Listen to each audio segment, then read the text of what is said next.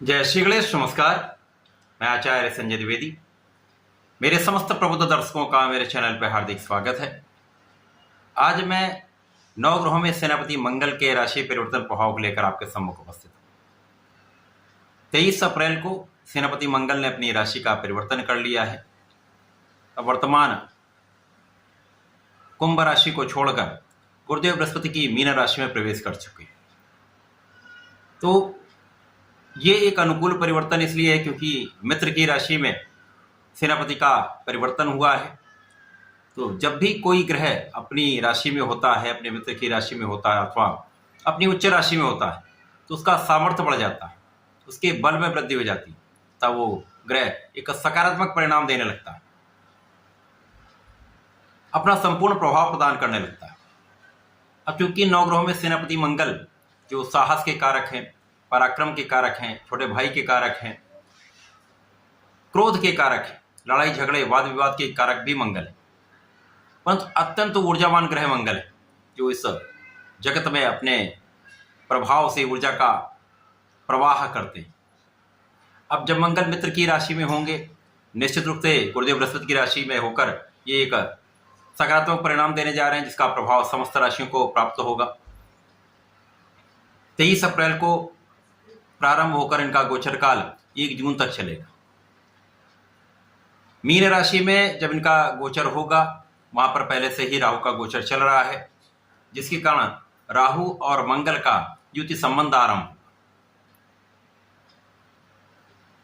राहु एक सर्वाधिक नकारात्मक ग्रह है, मंगल ऊर्जा के स्रोत है, तो दो विपरीत ग्रहों का आपसी संबंध बनने वाला है, दो प्रबल शत्रुओं का आपसी संबंध बनने वाला है। निश्चित रूप से ये एक बड़े दोष का निर्माण करता है जो अंगारक दोष कहलाता है। इस अंगारक दोष का प्रभाव भी समस्त जातकों पर पड़ने वाला है, परंतु किसी पर कुछ अधिक प्रभाव पड़ेगा, किसी पर कुछ कम प्रभाव पड़ेगा।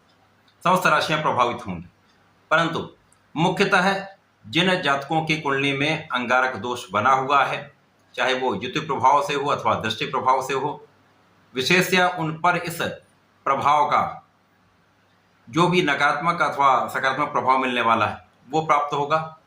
इसके अतिरिक्त जिनकी राशियां मंगल की राशियां हैं, उन पर विशेष रूप से इसका प्रभाव पड़ने वाला है। आज मैं मिथुन राशि के लिए मंगल के इस राशि परिवर्तन का क्या प्रभाव मिलने वाला है, मंगल तथा राहु का जो अंगारक दोष बन रहा है, उस दोष का मिथुन राशि के जातकों पर किस प्रकार का प्रभाव मिलने वाला है। क्योंकि जिस समय मंगल का ये गोचर प्रारंभ हुआ, वहां पर बुध भी गोचर कर रहे हैं जो मिथुन राशि के स्वामी। तो कहीं न कहीं बुध और मंगल जो आपसी मित्रवत नहीं होते हैं, राहु के प्रभाव में होंगे, तो कहीं इनका प्रभाव निश्चित रूप से मिथुन राशि के जातकों पर पड़ने वाला है। मिथुन राशि के लिए यदि अवलोकन करें तो मंगल लाभ के स्वामी है तथा आपके षष्ठम भाव के स्वामी। लाभेश षष्ठेश का गोचर आपके कर्म भाव में प्रारंभ हो चुका है।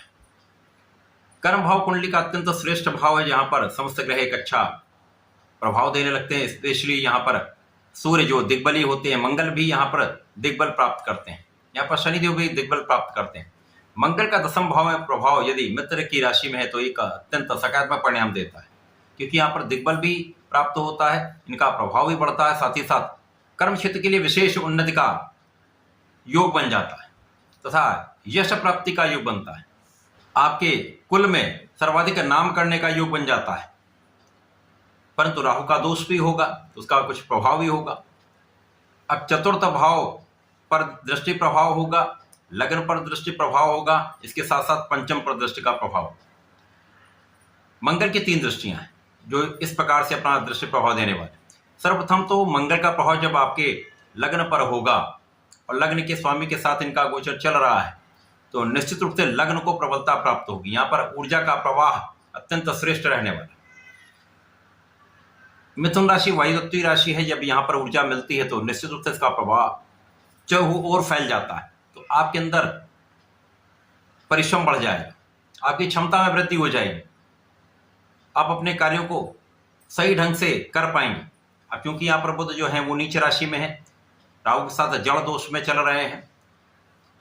जब तक ये उच्च अवस्था में शुक्राचार्य के साथ थे, शुक्राचार्य उच्च अवस्था में और बुध नीच अवस्था में थे, तो यहाँ पर इनका नीच भंग था, जिसके कारण कुछ समस्याएं हो रही, परंतु अब ये नीच राशि में होकर जड़ दोष में चलेगा, तो इनकी नीचता का प्रभाव जड़ हो गया, तो बुध यहाँ पर सकारात्मक परिणाम देंगे। तो मंगल का प्रवाह जो ऊर्जा के रूप में दे रहे हैं, मंगल का जो प्रभाव बुध पर पड़ेगा वो आपको बहुत सकारात्मक बनाने वाला है। आपके कार्यों में यहाँ पर उन्नति कराने वाला है, आपके कार्य क्षेत्र में आपको बहुत ऊर्जावान बनाकर आपको सफलता देने वाला है। अब चूंकि लाभ के स्वामी मंगल हैं, तो कार्य क्षेत्र से एक बड़ा लाभ आपको प्राप्त हो सकता है। राहु और मंगल का अंगारक दोष का प्रभाव उस समय सबसे अधिक होगा जब राहु और मंगल के बीच में अंशों का अंतर न्यून हो जाए, कम से कम होगा, उस समय ये अंगारक दोष का प्रभाव सबको मिलने वाला है। परंतु जैसा मैंने कहा, उन राशि जातकों पर अधिक प्रभाव पड़ेगा जिनके साथ ऐसे दोष बन रहे। अब मंगल का प्रभाव आपको तो श्रेष्ठ बना ही रहा है, आपके यश में वृद्धि कर ही रहा है, परंतु राहु का प्रभाव कहीं न कहीं यहाँ पर आलोचना करने वाले लोग भी बनाता है, पीठ पीछे बुराई करने वाले लोग भी बनते हैं, जिसके कारण कुछ तनाव भी बढ़ता है, कुछ विवाद भी होता है। तो यहाँ पर आपको विवाद से बचना है, वाणी पर नियंत्रण रखना, क्योंकि वाणी भाव भी यहाँ पर दूषित। यहाँ पर सोच विचार कर, पूर्ण रूप से समझ कर आप कोई भी निर्णय लेंगे या वाद विवाद से बचने के लिए आप इग्नोर करेंगे तो आपको यहाँ पर लाभ मिलेगा। सोच विचार कर बोलना चाहिए, क्योंकि यहाँ पर कभी कभी लग्न पर जब मंगल का प्रभाव तो क्रोध भी बढ़ जाता है, तो क्रोध पर नियंत्रण सबसे अधिक आपको करना है। इसके पश्चात मंगल का प्रभाव आपके लाभ को बढ़ाने वाला है, जैसे लाभ बढ़ेंगे वैसे आप अपने सुखों को बढ़ाने वाले होते हैं। अब मंगल भूमि पुत्र हैं, भूमि पुत्र का लग्नेश के साथ जब प्रभाव आपके सुखों पर होगा तो सुख भाव बढ़ जाता है। यहाँ पर भूमि भवन वाहन का योग बनेगा, निश्चित रूप से समय एक अच्छे वाहन का योग बन सकता है, अच्छे वाहन का आप लाभ ले सकते हैं, भूमि भवन का क्रय कर सकते हैं, माता पिता के सुखों में वृद्धि होगी। इसी प्रकार से जो लोग सरकारी तंत्र से संबंधित है, राजतंत्र से संबंधित है, सरकार में है, उनके लिए सरकार का पूर्ण सहयोग आपको मिलने वाला है, जनता का पूर्ण सपोर्ट आपको मिलने वाला है, जिससे आप आगे बहुत उन्नति करने वाले हैं तथा नाम की प्राप्ति करने वाले हैं। इसके साथ साथ यहाँ पर आपका ज्ञान भी अच्छा रहने वाला है, ज्ञान का भाव भी अत्यंत प्रबल रहेगा। विद्या बुद्धि ज्ञान से आप विशेष लाभ भी लेंगे। विद्यार्थी गण के लिए एक अच्छा समय जहाँ आप अपनी ऊर्जा का सही उपयोग कर पाएंगे और जीवन में आप बहुत अच्छा लाभ ले पाएंगे। प्रतियोगिता परीक्षा की तैयारी में सर्वश्रेष्ठ लाभ लेने वाले हैं, क्योंकि यहाँ पर आपके ऊर्जा का स्तर भी अच्छा रहेगा, आप बहुत फोकस रहेंगे, बुद्धि का भाव भी अच्छा रहेगा, तो यहाँ पर एक अच्छा लाभ आप लेने वाले हैं। संतान भाव प्रबल रहेगा, संतान सुख की प्राप्ति होगी, पुत्र संतान प्राप्ति का भी योग बन रहा है, तो ये एक अच्छा समय है। यहाँ पर सजग आपको यहाँ रहना होगा जब आप अंगारक दोष के प्रभाव में आए, उस समय आपको बहुत सोच विचार कर निर्णय लेना होगा, ऋण लेने से और ऋण देने से बचना होगा। इसी प्रकार से किसी भी कार्य क्षेत्र में आप हों वहां पर लोगों के बीच समन्वय बनाकर चलें, कुछ विवाद को इग्नोर कर लेंगे तो यहाँ पर आपके लिए लाभदायक होगा। यहाँ पर किसी के साथ भी वाद विवाद करने से बचें, तो आपकी एनर्जी का स्तर जो है आपके सकारात्मक कार्यों में लग पाएगा।